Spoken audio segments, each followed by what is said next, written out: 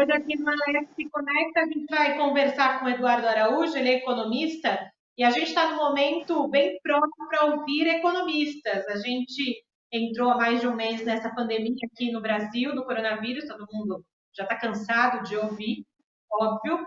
Só que e no dia a dia? E no nosso dia a dia, o que, que acontece? O que, que vai impactar efetivamente na nossa economia, ou o que já está acontecendo? Essas são as dúvidas que a gente vai tirar aqui com o Eduardo. Edu, bem-vindo ao Alesp Conecta, para dar uma aula para a gente do que está acontecendo. Oi, Júlia, tudo bem? Nós estamos aí vivendo, né, um período muito difícil, dessa que deve ser uma das maiores crises econômicas dos últimos 90 anos. E isso deve realmente impactar em muito a vida, né, de todas as pessoas. A gente está falando de uma perspectiva de elevação de desemprego, de falência de algumas empresas, redução da poupança do setor público e também das famílias. Então, é um cenário muito desafiador que a gente tem a enfrentar nos próximos dias. E a gente fala que brasileiro é movido a desafios, né, Eduardo? E imagino que esse momento também todo mundo esteja pensando o que vai poder fazer se essa pandemia durar mais do que alguns acham que vai demorar menos. Então, vamos começar assim, de uma aula, né? Eu brinco, né, do dar a aula aqui na Alesc Conecta, que a gente tem que imaginar que tem gente que conhece o assunto, tem gente que não conhece o assunto. Do momento em que se teve essa entrada da pandemia oficialmente, o Brasil nesse rol no mundo todo que já estava acontecendo. De lá para cá, a gente tem ali mais de um mês e pouco, quase dois, sei lá, né, dependendo do tempo de cada um. Muita coisa aconteceu. O governo anunciou algumas medidas para ajudar, ajudar as empresas a continuarem tendo algum tipo de lucro. As pessoas estão recebendo, algumas pessoas estão recebendo também auxílio do governo, porque ou são pessoas que trabalham por conta e que precisariam sair de casa para conseguir receber um valor no final do mês. Então, assim, desse momento em que oficialmente estamos no mundo da pandemia para agora, né? O que, que efetivamente a gente já vê de mudança? A gente percebe algumas empresas que, na verdade, não conseguem suportar aí o seu quadro, né? Porque as despesas de folha de pagamento para as firmas é o que representa o maior tipo de despesa que uma empresa tem, geralmente. Costuma representar algo em torno da metade do orçamento de algumas empresas, em alguns casos 60%, enfim. E então algumas empresas já vêm fazendo suspensão de contratos de trabalho. A gente também percebe medidas no sentido de redução da jornada de trabalho, e isso tudo também aquelas pessoas que são os trabalhadores informais. Eu até recebo lá no Instagram muitas pessoas com esse auxílio emergencial que foi lançado de R$ 600. Então, eu abri um canal lá no Instagram para poder esclarecer dúvidas das famílias sobre esse auxílio. E eu tenho percebido também, através lá do Instagram, uma sensação de que tem muitas pessoas que antes estavam empreendendo e agora só contam com esse auxílio e têm percebido uma grande dificuldade para acessar esse recurso. Então, é uma situação de pessoas que antes tinham... muitas pessoas não contavam com uma poupança, uma reserva financeira, e que agora vem enfrentando assim, muita dificuldade, e dificuldade até mesmo para poder contratar, às vezes, empréstimos também, porque as instituições financeiras, as privadas, a gente não percebe, a redução de juros foi muito pequena, há um cuidado maior dessas instituições para fazer operações de crédito nesse momento. Então, assim, é um cenário de, vou dizer assim, a gente está entrando num cenário de empobrecimento coletivo, que é isso que acontece quando todo mundo fica em casa, né, ou quando a maior parte das pessoas fica em casa, por essa questão de saúde, que realmente vem em primeiro lugar, né, as medidas de saúde elas devem ser seguidas, mas isso naturalmente traz um custo financeiro e um custo econômico para todas as pessoas. Então, eu diria que ainda estamos numa fase bem embrionária, E, assim, naturalmente, é importante também as pessoas estarem atentas em relação a todas as medidas que existem e que foram lançadas e que podem ajudar as pessoas nesse momento. Edu, eu fico pensando aí dentro da sua fala, né? Eu imagino que nem nós, Brasil, e nem os outros países na América ou na Europa, no Oriente Médio, enfim, ninguém estava preparado para que isso acontecesse, do ficar em casa. Mas eu imagino que o Brasil tem uma realidade, é um país em desenvolvimento, né? Não dá para a gente comparar com o que alguns países na Europa fazem com essa questão econômica do que vão fazer para a sua população, o que vai ajudar ou não. É importante a gente desmistificar isso aqui, Edu, porque a gente sempre fala, mas na Alemanha, a Angela Merkel está fazendo assim, na Itália, eles estão fazendo assim. A gente tem que entender, e eu queria que você explicasse para a gente de um modo fácil, que cada economia é de um jeito. É importante também, assim, quando a gente fala de cada economia, a gente fala da capacidade do setor público em prover esses auxílios, enfim, em oferecer esse tipo de suporte.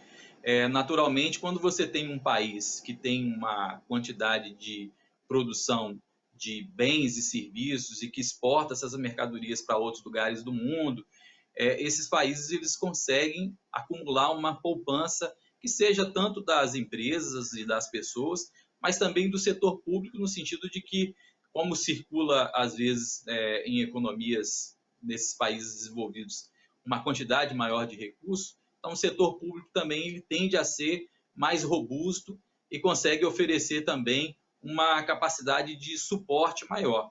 Agora, o fato é que nós vivemos num país também que tem uma concentração de riqueza muito acentuada, e que isso traz naturalmente um grande desafio para a gente poder até preservar o funcionamento do nosso sistema capitalista, de uma maneira geral, porque se a gente pensar que a elevação do desemprego também vai representar uma dificuldade para as pessoas consumirem, fazer girar a economia, e há uma perspectiva de que a gente tenha uma elevação de 2,5 milhões de desempregados. Então, assim, tudo isso é um grande desafio. O setor público é um desafio, porque isso significa que a gente pode sair desse com um endividamento público mais elevado.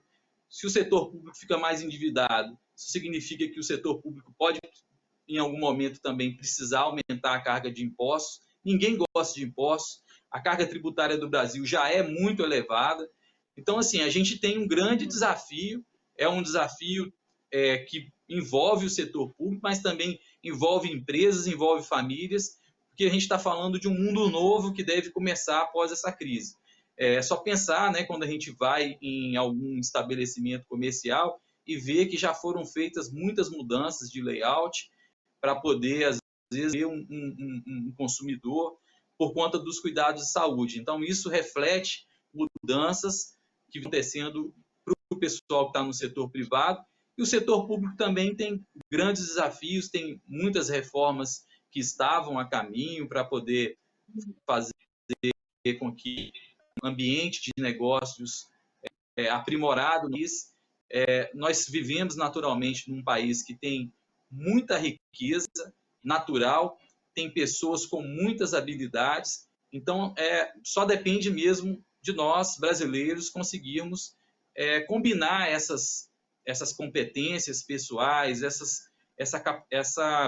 vamos dizer assim, essa capacidade de produção de riquezas no país para poder conseguir sair dessa crise mais forte. É um grande desafio, mas a gente precisa, nesse momento de crise, dar uma celeridade maior em reformas estruturais para poder tornar o país um ambiente de negócios melhor e a gente conseguir um cenário de maior prosperidade, né?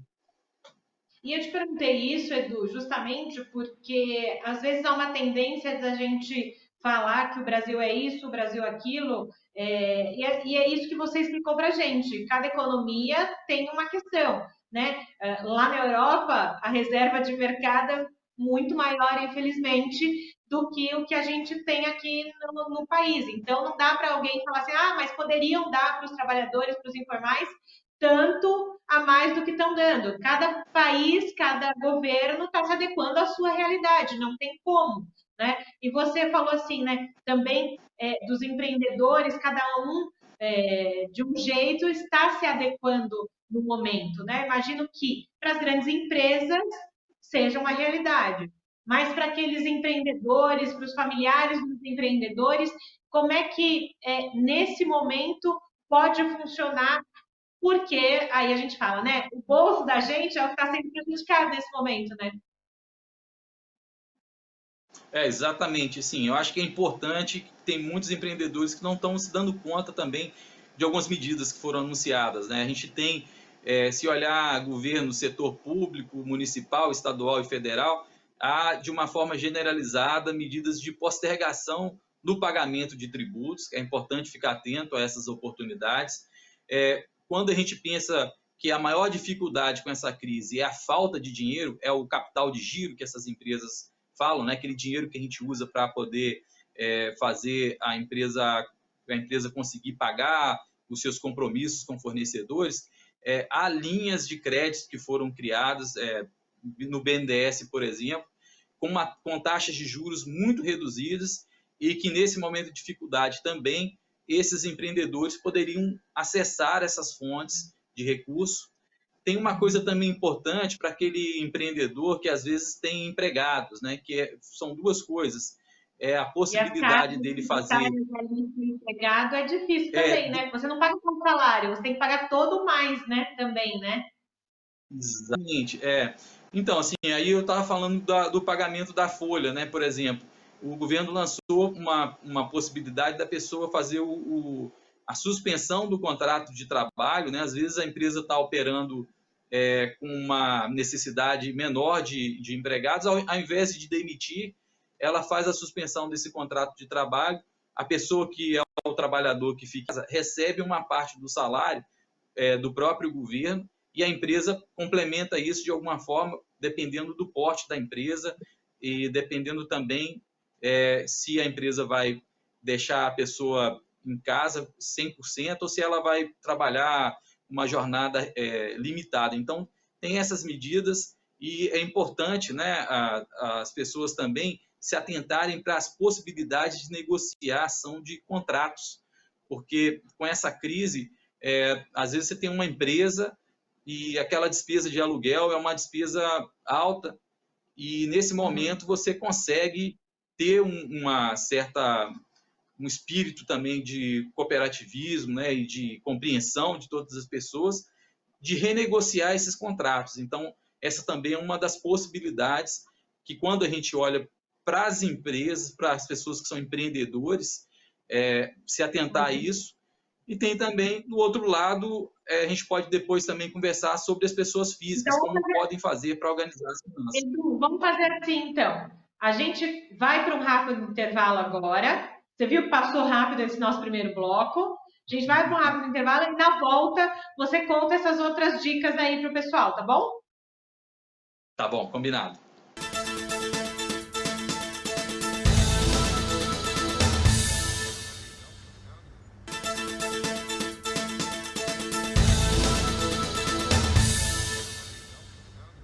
A gente está conversando nesse Alesp Conecta com o Eduardo Araújo, economista. Já deu uma aula para a gente das diferenças econômicas aqui do Brasil e do restante do mundo. Então, gente, não vamos reclamar, vamos tentar adequar a esse momento, né? Edu, você terminou o primeiro bloco justamente dando algumas dicas para os empreendedores de buscar algumas alternativas, né? Já falou aí de suspensão de trabalho, que existe essa possibilidade para as empresas e tudo mais. Você que é especialista, que conversa com muita gente da sua área, como que hoje os especialistas nessa área econômica estão vendo a pandemia, que a gente não tem certeza quando acaba? Alguns dizem que essa recessão econômica vai durar 1 ano e meio, 2. A gente tem algum tipo de projeção? Não dá para fazer projeção? É só no dia a dia? Como é que é isso, Edu? prever o fim dessa crise está parecido os economistas quando vão fazer previsão da taxa de câmbio, né? A gente erra muito, mas assim, tomando por referência a previsão de alguns economistas de instituições financeiras, eles falam de um cenário de retomada do nível de atividade econômica que nós temos hoje para o final de 2021. Agora, naturalmente, tudo isso varia muito de acordo com a velocidade que a gente vai ter de ter uma solução na área de saúde. O que o setor público, em tese, poderia fazer, e que também os profissionais da área econômica têm apontado muita coisa nesse sentido, são medidas para poder ampliar testes, ampliar a capacidade do sistema de saúde também, de suportar as pessoas doentes, para que se consiga, com essas medidas na área de saúde, ter uma liberação, vamos dizer assim, uma retomada mais rápida da atividade econômica. Então, assim, na medida que nós tivermos uma solução que seja um medicamento que vai reduzir o problema de saúde ou mesmo oferecer uma cura, e isso pode acontecer sem muita previsibilidade, né? Uma vacina pode surgir, naturalmente leva um ano e meio, é o que se espera, é o que se fala, mas isso pode acontecer antes em razão da gravidade, né, dessa crise. Mas atualmente, assim, considerando o cenário atual, as pessoas acham que, olhando para outros países como a China, né, que já passou primeiro por esse movimento, e vendo como a atividade comercial vem sendo retomada aos poucos lá, acredita-se que essa recuperação ela pode começar a vir a partir do final do ano que vem. E mesmo assim, né, Edu, se a gente for pensar nessa retomada do ano que vem, ainda é muito tempo. Então, a gente tem muitos meses para se pensar nas despesas mesmo, né? Eu fico pensando aqui em despesas de casa, né? A gente está de home office, né? Já fiz a minha planilhazinha, já coloquei tudo na ponta do lápis, né? Como a gente fala, de reduzir custos, de mudar um plano da TV, de mudar um plano. Isso são os pormenores que a gente consegue fazer em casa, claro, né? Também todas as empresas, o governo, está todo mundo se adequando ao momento. Porém, ao mesmo tempo, a gente tem que entender que se isso demorar mais tempo, a gente vai ter que continuar trabalhando, mas de diversas maneiras, né? A gente fala do se reinventar, não tem jeito, a economia também faz, a economia também se reinventa, não se reinventa ou eu estou falando abobrinha aqui? Não, você está falando exatamente isso, né? Quando a gente pensa nas finanças das famílias, você falou uma coisa importante. O brasileiro, geralmente, a maior parte das pessoas não dedica um tempo para poder avaliar as próprias finanças. Então, eu acho que esse momento também ele é adequado para essa reflexão, né? Reflexão que vale para todas as áreas, né? Como a gente tem feito também para a nossa vida pessoal, para outras dimensões da vida, isso também vale para as finanças, porque a gente fala de finanças, a gente tem que lembrar que elas que permite, né, a gente alcançar os sonhos, né? Então, dependendo do sonho de cada pessoa, o que você quer para o seu futuro, programar uma aposentadoria melhor, você quer adquirir uma casa, um bem. Então, com base nesses sonhos é que a gente deve organizar as finanças pessoais. E de um lado, tem isso, né? Você tem até um acrônimo que eu acho legal para resumir, que é o tal do GGA, que é você, para lidar com as finanças, você tem que procurar gastar menos, ganhar mais e aplicar melhor os recursos. Então, gastar menos é isso, é rever o seu orçamento, ver onde que dá para enxugar. Ganhar mais está difícil nesse cenário, mas o brasileiro é criativo e eu tenho visto muitas pessoas que estão utilizando da internet, de meios para poder se reinventar e também obter receita oferecendo novos produtos e serviços. É natural que quem tem uma criatividade, o consumo reduziu, mas houve uma mudança também na forma de consumir. E as pessoas que se aproveitam desse momento para poder antecipar uma tendência, eu gosto de lembrar que aquelas empresas, a Uber e o Airbnb, foram empresas que surgiram na crise de 2008, justamente pensando em oportunidade, que o desemprego estava muito alto naquela época. Então, alguns jovens enxergaram uma oportunidade de oferecer emprego e renda através dessas plataformas. Então, acho que é um pouco isso. E se a gente fala que em crise a gente arruma a solução, você acabou de dar 2 exemplos disso de 2008, em casa também, quem nunca pensou em educação financeira, quem nunca pensou... Gente, olha, eu vou dar um depoimento pessoal. Desde que eu comecei a planilhar os meus débitos, entradas e saídas em casa, a gente entende muito mais onde a gente gasta. Às vezes, eu que adoro café, Exatamente. eu vi uma conta que eu falei assim: eu gasto tudo isso de café no mês. Meu Deus! É meio idiota, meio besta, mas no final do ano, depois de 12 meses, a conta do café é muito altíssima, é altíssima, estava altíssima, né? Mas assim, a gente tem a oportunidade agora, que a gente está em casa e tem mais tempo, entre aspas, né? Isso, eu acho que a educação financeira, eu queria que você falasse um pouquinho sobre educação financeira, porque a gente tem que ensinar a criançada também, né? Porque daqui a um tempo, que mundo que elas vão estar? Exatamente. E tem um problema que as escolas, de uma maneira geral, tem muitas escolas que ainda não adotaram esse programa de educação financeira. E as crianças, naturalmente, elas têm aquela coisa de você criar uma poupança para criança. Eu tenho uma filha em casa, vou dar também um relato pessoal, e já comecei, por exemplo, a pensar aqui de que formas eu vou criar uma conta bancária, porque na medida que essas crianças, elas têm uma introdução nesse mundo das finanças, elas também aprendem a fazer decisões, a tomar decisões financeiras mais inteligentes. E a gente sabe que é muito fácil. Hoje, a maior parte das pessoas que estão endividadas no Brasil hoje é por conta do uso incorreto do cartão de crédito, né? As pessoas compram por impulso, às vezes compram coisas que não precisam.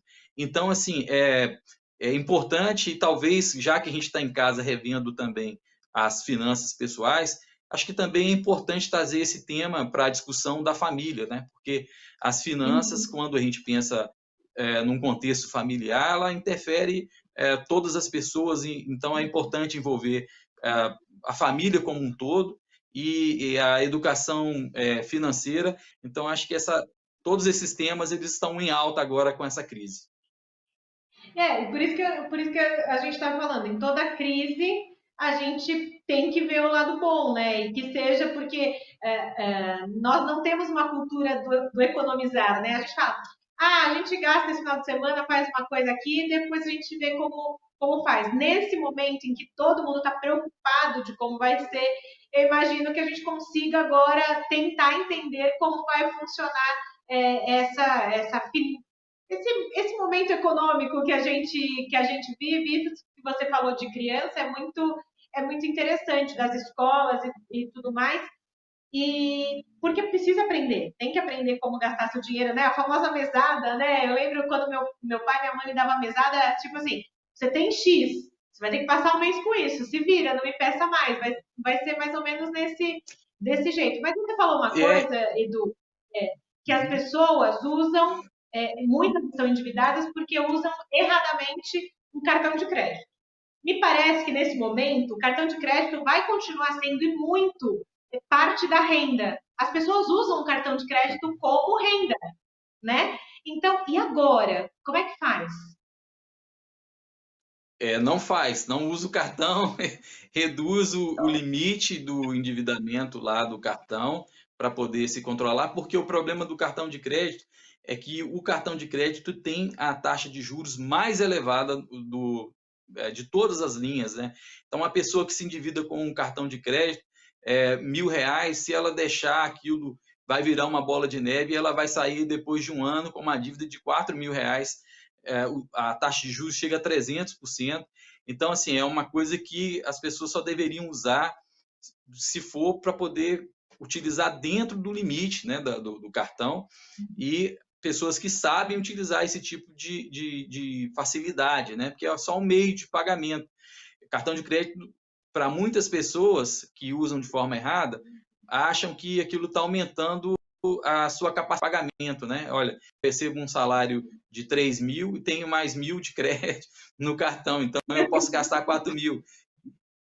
E é errado. O que os Então, economistas falam se você tem um salário de 3.000, Você deveria gastar aí no máximo uns 2.200, enfim, procurar poupar aí cerca de 30% daquilo que você recebe. Então, se é 3.000, tenta gastar no máximo 2.400, porque essa poupança que você faz, ela é necessária justamente para poder você suportar momentos de dificuldade, como esse agora. Pessoas que conseguiram poupar no passado, agora já estão conseguindo ter um pouco de tranquilidade, né? No momento de desemprego, no momento de um problema de saúde, ou até mesmo para poder realizar os sonhos, como falou, né? Porque as finanças são importantes, mas elas são importantes no sentido de que é através delas que a gente consegue concretizar aqueles sonhos, porque sonhos, em alguma medida, se transforma em algum tipo de... tem alguma dimensão financeira, né? Uma grande parte dos sonhos, eles têm uma dimensão financeira e a gente precisa estar atento a isso. E o Edu, então, aí, ó. Quem queria usar na quarentena o cartãozinho para pagar um a mais? Ou tem, ó, o Edu acabou de falar, não dá. Vai ser pior, você vai sair da quarentena com dívida. Então, não usa o seu cartãozinho de crédito lá, achando que você vai ter um dinheiro a mais, se por acaso você não estiver recebendo o que você estava acostumado a receber. Então, o Edu acabou de jogar uma água fria em todo mundo, né, Edu? Mas tá certo. Por isso que a gente tem um economista aqui para falar com a gente. Porque isso, senão, depois isso se transforma em um problema. E você falou, como a gente tem uma taxa alta no país, o melhor mesmo é a gente usar esses juros a favor. Então, para aquelas pessoas, por exemplo, que conseguiram poupar e ter alguma economia, nesse momento de crise também estão tendo uma oportunidade muito grande de ganhar recursos. Eu vejo várias opções, várias alternativas de investimento que estão pagando muito para quem conseguiu ter uma poupança e uma tranquilidade. Então, a gente pensar assim, ó, a gente vive num país com taxa de juros alta, isso pune muitas pessoas que se endividam, mas, por outro lado, para aquelas que conseguem ter uma disciplina financeira, podem sair à frente. Pois é, e o Edu tá dando essa risada porque eu vou contar o nosso bastidor. Eu falei, Edu, quando você vai falando muito, ó, eu vou levantar a caneta aqui. E eu levantei a caneta porque a gente está terminando o nosso programa. Professor, né? Um baita professor foi aqui pra gente hoje. Muito bom conversar com você, Júlio. E sempre que precisar, a gente pode aí estar trocando dúvidas. Queria só dar um último recado para aqueles jovens que nos assistem, que estão precisando daquele auxílio emergencial e que estiverem em dúvida, podem acessar lá a minha conta do Instagram e colocar as perguntas, que eu vou ter o prazer de responder essa pergunta. E qual que é, então, para a gente depois acreditar? @ Eduardo Araújo ponto economista. @ né, Eduardo Araújo ponto economista. Ponto. Então, ponto final no nosso Alesp Conecta, antes que o Braga fale assim, acabou! Obrigada, viu, Edu, pela sua contribuição hoje. E logo mais você volta. Esse foi o Alesp Conecta de hoje para você.